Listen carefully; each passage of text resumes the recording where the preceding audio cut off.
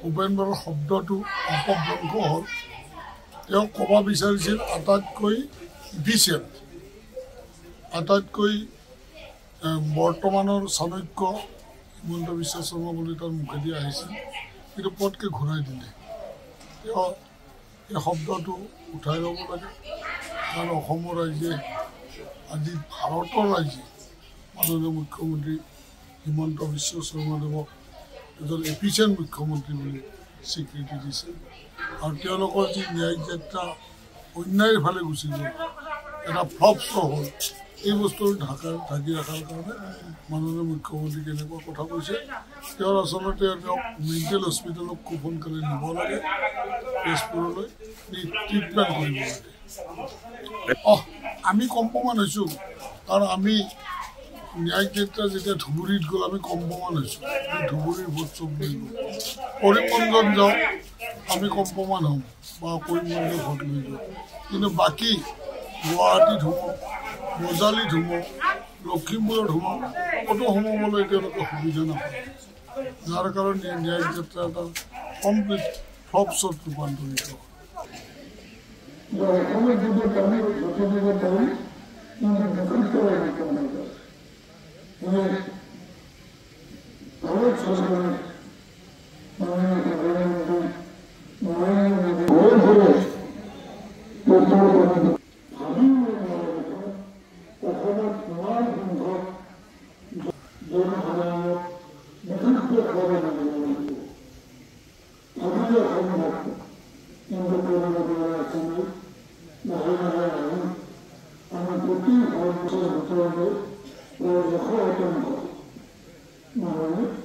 আজি আমাৰ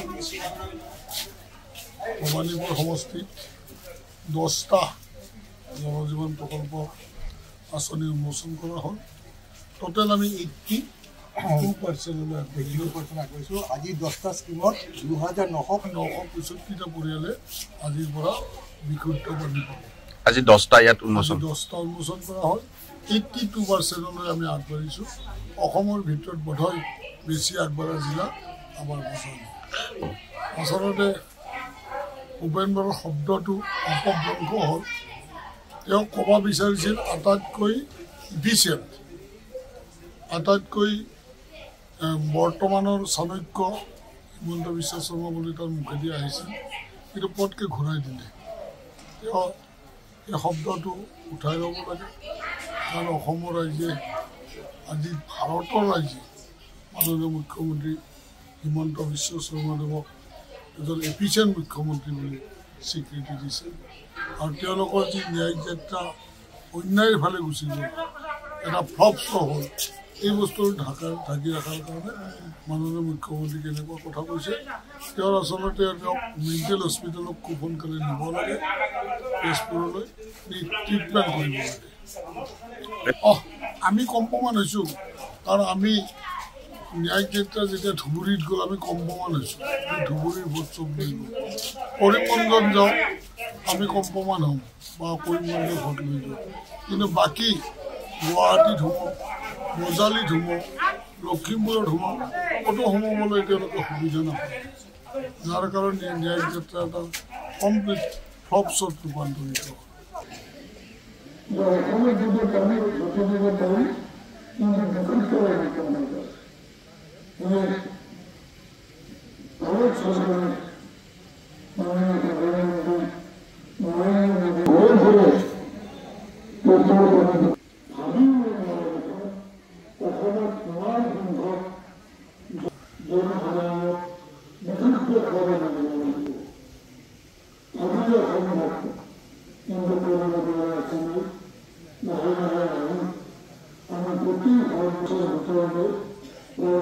I'm